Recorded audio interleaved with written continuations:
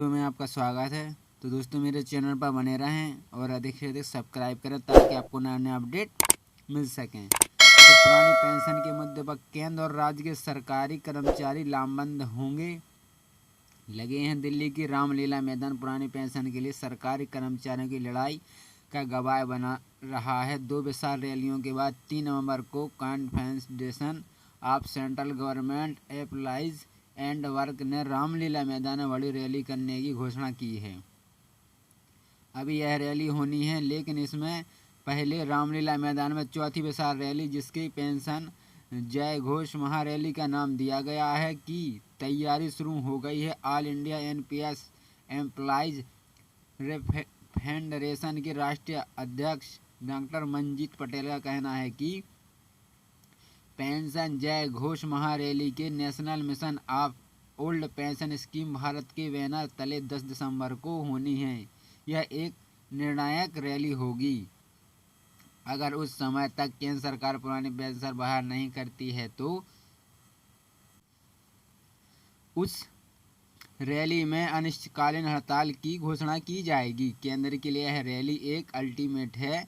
Doctor Manjeet Patel के मुताबिक 10 दिसंबर को रैली में केंद्र और राज्य के कर्मचारी संगठन हिस्सा लेंगे। लंबे समय से इस रैली की तैयारी चल रही है।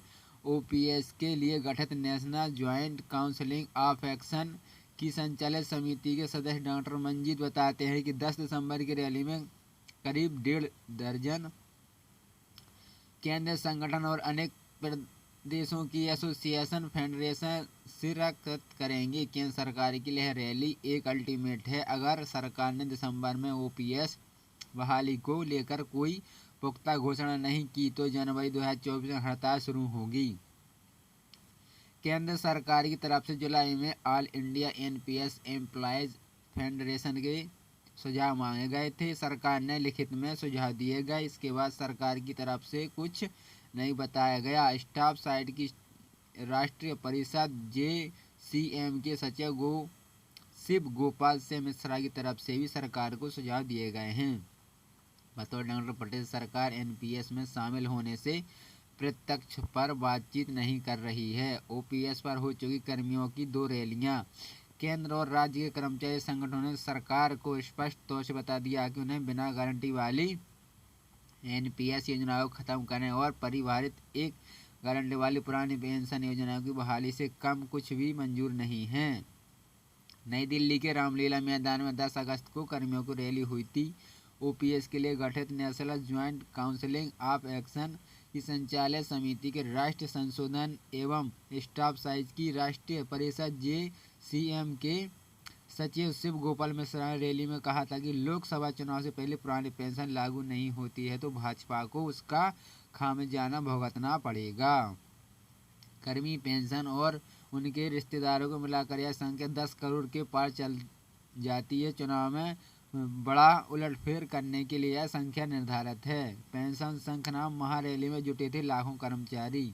1 अक्टूबर को रामलीला मैदान में ही पेंशन शंखनाद महारैली आयोजित की गई। इसका आयोजन national movement of old pension scheme के बैनर तले हुआ था। एनएमओपीएस के अध्यक्ष विजय बंधु ने कहा कि पुरानी पेंशन कर्मी का अधिकार है, वे इसे लेकर ही रहेंगे। दोनों ही रैलियों में केंद्र में राज्य सरकार के लाखों कर्मचारियों ने भाग लिया था।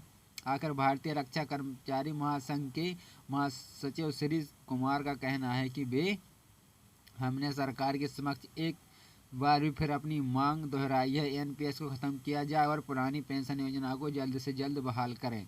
अगर सरकार नहीं मानती तो देश में कलक छोड़ हड़ताल होगी। रेल के पहिए रोक दिए जाएंगे। अब विपक्ष की तरह कर्मियों को भरपूर समर्थन मिल रहा है। हिमाचल प्रदेश और कर्नाटक में कांग्रेस पार्टी ने पुरानी पेंशन का वादा कर सत्ता में वापसी कर ली है। यह अब जहां भी चुनाव हो रहे हैं, वहीं कांग्रेस ने ओपीएस बहाली के मुद्दे को अपनी घोषणा पत्र वचन में भी शामिल कर लिया है।